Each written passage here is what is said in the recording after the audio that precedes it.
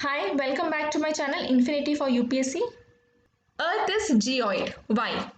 हमने ऑलरेडी देखा है कि अर्थ का शेप जो है जियोइड है, दैट इज पोल्स की तरफ फ्लैटन है एंड इक्वेटर की तरफ बल्ज्ड है।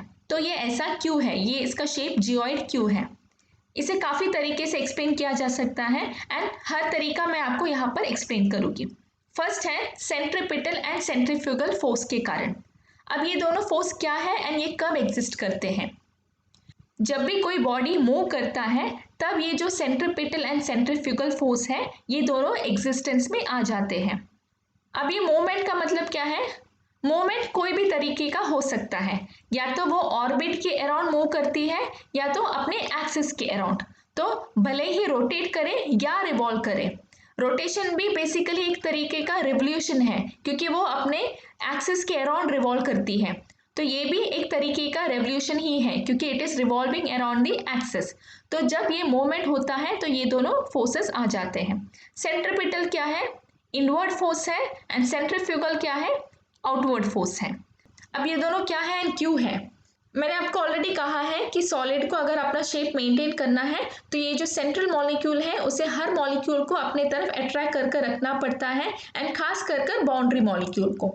तो जो फोर्स ये मॉलिक्यूल एक्सर्ट करती है हर एक मॉलिक्यूल पर उसे हम सेंट्रीपिटल फोर्स कहेंगे क्योंकि ये सबको इनवर्ड खींचती है। नेक्स्ट, सेंट्रीफ्यूगल फोर्स क्या है? मैंने ऑलरेडी कहा है कि हर मॉलिक्यूल अपना इनर्शिया रिटेन करना पसंद करती है। वो पसंद करती है कि वो जैसे मूव कर रही है या अगर मूव नहीं कर रही है तो वो वैसे ही कंटिन्यू करना पसंद करती है। तो यहाँ पर मूवमेंट है या नहीं है? यहाँ पर मूवमेंट है। अब आप शायद से सवाल कर सकते हो कि जब आपने सॉलिड एक्सप्लेन किया था तब आपने कहा था कि मॉलिक्यूल्स टाइटली पैक्ड है, उन मॉलिक्यूल्स के बीच में कोई भी स्पेस नहीं है, तो वो मॉलिक्यूल्स मूव कैसे करेंगी? आपने कहा था कि मॉलिक्यूल्स मूव नहीं करते क्योंकि स्पेस ही नहीं है। बट मूवमेंट है। मैंने कहा था सब टाइटली पैक्ड है बट हमेशा एक एनर्जी सप्लाई होता है एंड वो एनर्जी सप्लाई के कारण हर मॉलिक्यूल मूव करना चाहती है बट स्पेस ना होने के कारण वो मूव ना करते हुए वो उसी स्पेस में जो उसको अवेलेबल है उतने ही स्पेस में वो वाइब्रेट करती है। तो वाइब्रेशन भी एक सॉर्ट ऑफ मूवमेंट है। तो यहाँ पर मूवमेंट हो रहा है, so there is some sort of movement. तो ये अब मूव कर रही है तो ये क्या पसंद करेगी कि वो एक स्ट्रेट लाइन में मूव करे एंड वो कभी भी बाउंडेड रहना नहीं पसंद करती है। वो चाहती है कि वो अपने पसंद से बाहर मूव करे। So the tendency is to move out. तो ये जो आउटवर्ड फोर्स है उसे हम सेंट्रीफ्यूगल कहेंगे। So there are two forces, inward is centripetal and outward is centrifugal. अब ये जो सेंट्रीपिटल है इसे हम रियल फोर्स कहते हैं एंड ये जो सेंट्रीफ्यूगल है इसे हम अपैरेंट फोर्स कहते हैं। अपैरेंट का मतलब है रियल नहीं है, वर्चुअल है। ये ऐसा क्यों है? अब ये जो सेंट्रीफ्यूगल है ये क्यों एग्जिस्ट करती है? क्योंकि इसे कोई इनवर्ड खींच रहा है, इस मॉलिक्यूल को कोई इनवर्ड पुल कर रहा है, इसीलिए ये मॉलिक्यूल्स आउटवर्ड पुल हो रहा है। तो ये जो सेंट्रीफ्यूगल फोर्स है ये रिजल्ट है सेंट्रीपिटल फोर्स का। ये फाइट करना नहीं चाहती है बट इसे फाइट करना पड़ता है क्योंकि कोई इसे पुल कर रहा है। तो कोई जब इसे पुल कर रहा है तो ये अपने आप को बाहर की तरफ पुल करती है। तो सिंस ये एक रिजल्ट है दूसरे फोर्स का, इसे हम रियल फोर्स नहीं कहते हैं, इसे हम अपैरेंट फोर्स कहते हैं क्योंकि ये एक रिएक्शन फोर्स है ना कि रियल फोर्स। अब ये जो सेंट्रीपिटल एंड सेंट्रीफ्यूगल है ये दोनों फोर्सेस इक्वल एंड ऑपोजिट है। ऑपोजिट है ये हमने ऑलरेडी देख लिया है कि एक इनवर्ड है एक आउटवर्ड है। इक्वल कैसे है? इन्हें इक्वल होना पड़ता है क्योंकि अगर ये जो सेंट्रीपिटल फोर्स है ये ज़्यादा हो गया तो ये सबको पुल कर कर यहाँ पर सब गैदर हो जाएंगे सारे मॉलिक्यूल्स। तो सारे मॉलिक्यूल्स एक दूसरे के ऊपर यहाँ पर पाइल अप हो जाएंगे बट वो अलाउड नहीं है। और अगर ये सेंट्रीफ्यूगल फोर्स मैक्सिमम हुआ, ये ज़्यादा हो गया तो क्या हो जाएगा? तो ये जो मॉलिक्यूल्स है ये बाहर होने में कामयाब हो जाएगी, ये बाहर चली जाएगी बट वो भी अलाउड नहीं है क्योंकि हमें शेप मेंटेन करना है। तो ये दोनों केसेस पॉसिबल नहीं है, अलाउड नहीं है इन्हें, तो इसीलिए ये दोनों को इक्वल होना पड़ता है। So it is equal and opposite. तो ये हुआ एक रीजन। अब आप पूछ सकते हो कि ये जो बल्ज है वो इक्वेटर की तरफ क्यों है, दैट इज पोल्स बल्ज क्यों नहीं है? इसका रीजन है स्पीड। स्पीड इक्वेटर की तरफ मैक्सिमम है एंड पोल्स की तरफ मिनिमम है। अब स्पीड इक्वेटर की तरफ मैक्सिमम क्यों है ये आपको ऑलरेडी पता है। जब मैंने rotation time of different planet सिखाया था तब मैंने कहा था कि जब एक सॉलिड बॉडी रोटेट करता है तब उस बॉडी के सारे मॉलिक्यूल्स सेम टाइम पर रोटेशन कंप्लीट करते हैं। दैट इज अगर इक्वेटर वाले मॉलिक्यूल्स को 10 आवर्स लगते हैं तो वो सारे मॉलिक्यूल्स को कम्युनिकेट करेगा कि हमें 10 आवर्स चाहिए, एंड सिंस हमें सबसे ज़्यादा टाइम चाहिए आप सभी को भी हमारे टाइम के अनुसार ही अपना टाइम एडजस्ट करना है। दैट इज आप सभी को भी 10 आवर्स लेने हैं अपना रोटेशन कंप्लीट करने में। तो यहाँ के मॉलिक्यूल्स को इतना ज़्यादा एरिया कवर करना है, यहाँ के मॉलिक्यूल्स को उससे कम एरिया कवर करना है, यहाँ पर और कम, एंड फाइनली पोल्स की तरफ सिर्फ एक छोटा सा पॉइंट है। तो मे बी इनको एक रोटेशन के लिए 8 आवर्स लगेंगे, then 7 hours, 6 hours, 2 hours, half an hour, and maybe यहाँ पे सिर्फ जस्ट 1 सेकेंड लगेगा। लेकिन क्या होता है, क्या ये सब अपने टाइम पर अपना रोटेशन कंप्लीट कर सकते हैं? नहीं, सभी को रोटेशन 10 आवर्स में कंप्लीट करना है।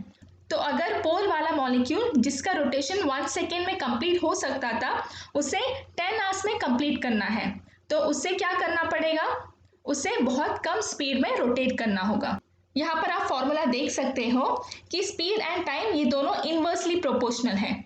तो यहाँ पर जो पोल में जो मॉलिक्यूल है इसके पास जरूरत से ज्यादा टाइम है, दैट इज 1 सेकेंड का इसको 10 आवर्स में कंप्लीट करना है। तो अगर इसके पास टाइम बहुत ज्यादा है तो इसका स्पीड सबसे कम होगा, बिकॉज ये दोनों का इनवर्स रिलेशनशिप है स्पीड और टाइम का। तो स्पीड कैसे डिफर करेगा, यहाँ पर ये एरिया में सबसे कम होगा, यहाँ पर थोड़ा ज्यादा और थोड़ा ज्यादा, एंड फाइनली इक्वेटर की तरफ स्पीड सबसे मैक्सिमम होगा। क्यों? क्योंकि इक्वेटर की तरफ जो मॉलिक्यूल्स हैं उन्हें 10 आवर्स का जर्नी 10 आवर्स में ही कंप्लीट करना है, उनके पास कोई एक्स्ट्रा टाइम नहीं है, तो इन्हें बाकी मॉलिक्यूल्स के कंपैरिजन में ज़्यादा स्पीड में रोटेट करना होगा। तो maximum speed is found at the equator. अब हम अर्थ को हॉरिजॉन्टली क्यों डाइसेक्ट करते हैं ये मैंने ऑलरेडी आपको बताया है, वो इसीलिए क्योंकि अर्थ का जो मूवमेंट है वो वेस्ट टू ईस्ट है। अगर अर्थ अपना रोटेशन नॉर्थ साउथ डायरेक्शन में करता तो हम इसे वर्टिकली डाइसेक्ट करते, बट ऐसा नहीं है, वो वेस्ट टू ईस्ट है, इसीलिए हम इसे हॉरिजॉन्टली डाइसेक्ट कर सेपरेटली एनालाइज करते हैं। अब वेलोसिटी मैक्सिमम होने के कारण इक्वेटर बल्ज है, ये फैक्ट हम एक रियल लाइफ एग्जांपल से भी सीख सकते हैं। अगर आप कभी चिल्ड्रंस पार्क गए होंगे तो आपने सर्कुलर स्विंग देखा होगा जिस पर बहुत सारे इंडिविजुअल टॉय हॉर्सेस होते हैं। अब जब ये स्विंग बहुत ही फास्ट घूमने लगता है तब जो बच्चे इस हॉर्सेस पे बैठे हैं वो बाहर की तरफ एक पुल एक्सपीरियंस करते हैं, और ये आउटवर्ड पुल सबसे ज़्यादा मैक्सिमम तब होता है जब इसका स्पीड मैक्सिमम होता है। दैट इज स्पीड जैसे जैसे बढ़ते जाएगा वैसे वैसे ये जो आउटवर्ड पुल है ये भी बढ़ता जाएगा। तो इसका मतलब क्या है, हम एक रियल लाइफ एग्जाम्पल से भी सीख सकते हैं कि वेलोसिटी का असर क्या होता है एंड बल्जिंग क्यों होता है।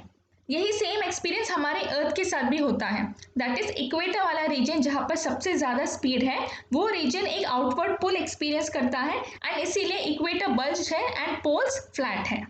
और अगर आप एक टेक्निकल स्टूडेंट हो तो आप सेंट्रीफ्यूगल फोर्स के सिंपल फॉर्मूला से भी जान जाओगे कि इक्वेटर बल्ज क्यों है। सेंट्रीफ्यूगल फोर्स के फॉर्मूला में रेडियस है।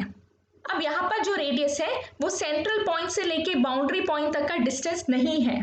मैंने कहा था कि आपको ये हॉरिजॉन्टली डिवाइड करना है, तो जब आप इसको हॉरिजॉन्टली डिवाइड करते हो तो रेडियस भी हर एरिया का सेपरेटली आपको फाइंड आउट करना है। और इसे हम हॉरिजॉन्टली डाइसेक्ट करके क्यों एनालाइज करते हैं, वो इसीलिए क्योंकि हर हॉरिजॉन्टल एरिया का टाइम रिक्वायर्ड डिफरेंट है। तो अगर टाइम रिक्वायर्ड डिफरेंट है तो इसे हमें सेपरेटली पढ़ना होगा एंड रेडियस भी सेपरेटली फाइंड आउट करना होगा। तो आप यहाँ पर ऑब्जर्व करोगे कि जो रेडियस है वो इक्वेटर पे मैक्सिमम है, दैट इज सेंट्रल पॉइंट से लेके ये बाउंड्री पॉइंट तक का डिस्टेंस यहाँ पर सबसे ज़्यादा है, यहाँ पर कम होता है और कम होता है, एंड फाइनली यहाँ पर सिर्फ एक पॉइंट है। तो यहाँ पर क्या होगा, रेडियस 0 होगा, क्योंकि रेडियस मतलब क्या है, दो पॉइंट के बीच का डिस्टेंस है। तो अगर यहाँ पर आपके पास दो पॉइंट है ही नहीं, यहाँ पर सिर्फ एक ही पॉइंट है, तो अगर दो पॉइंट ही नहीं है तो आप रेडियस कैसे फाइंड आउट करोगे, तो यहाँ पर रेडियस 0 हो जाता है आपका। So that means radius is 0 at poles and maximum at the equator.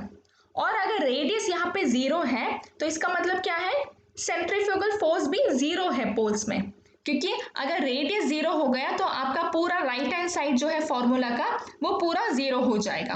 तो आपका centrifugal force at poles become 0 and आपका रेडियस इक्वेटर पर मैक्सिमम है, इसका मतलब है आपका centrifugal force at the equator is maximum. So this is a very important equation. Centrifugal force at equator is maximum and centrifugal force at poles is 0. ये बहुत important है, MCQ के लिए याद रखिए इसे. अब इसे एक और तरीके से भी एक्सप्लेन किया जा सकता है and that is inertia. Inertia की डेफिनेशन क्या है? Every body continues to be in its state of rest or of uniform motion unless and until it is acted upon by some external force. तो ये inertia के कारण क्या होता है? यहाँ पर जो भी मॉलिक्यूल्स हैं वो सब अपने तरीके से फ्रीली स्ट्रेट मैनर में मूव करना प्रेफर करते हैं, बट सेंट्रल मॉलिक्यूल क्या करता है? सेंट्रल मॉलिक्यूल इसे अपनी तरफ पुल करता है एंड ये जो पुलिंग फोर्स है ये भी अलग है. हमने इसको हॉरिजॉन्टली डाइसेक्ट कर सीखा है, वैसे ही जो भी फोर्स अप्लाई होता है इनवर्ड आउटवर्ड दोनों, वो भी हर हॉरिजॉन्टल लेयर में डिफरेंट है. यहाँ पर सबसे ज्यादा पुल होगा. क्यों? क्योंकि central molecule and outward boundary molecule का डिस्टेंस यहाँ पे मैक्सिमम है एंड स्पीड भी यहाँ पे मैक्सिमम है. तो सिंस डिस्टेंस एंड स्पीड दोनों यहाँ पर मैक्सिमम है, इसके लिए जो सेंट्रीपिटल फोर्स है दैट इज जो इनवर्ड पुलिंग फोर्स है वो यहाँ पर मैक्सिमम होगा. अब मैंने कहा कि सेंट्रीपिटल एंड सेंट्रीफ्यूगल दोनों इक्वल एंड ऑपोजिट है, तो अगर ये फोर्स सबसे ज्यादा लगाएगा यहाँ पर, तो यहाँ पर जो मॉलिक्यूल है इसे भी जो आउटवर्ड पुल है वो यहाँ पर मैक्सिमम लगाना होगा. तो centrifugal force that is outward pull यहाँ पर मैक्सिमम होने के कारण हमारा बल्ज यहाँ पर फॉर्म होता है. सो इनर्शिया के कारण हमारा जो मॉलिक्यूल्स है वो आउटवर्ड पुल करते हैं एंड इसीलिए इनर्शिया के कारण ही यहाँ पर बल्ज फॉर्म होता है. तो आई होप आपको ये सारे रीजन समझ में आ गए होंगे एंड आपको समझ में आ गया होगा कि अर्थ जियोइड क्यों है. So that's all from my side for this topic. Please like, share and subscribe this channel if it is helping you, and I'll be back with the next video very soon. Thank you so much.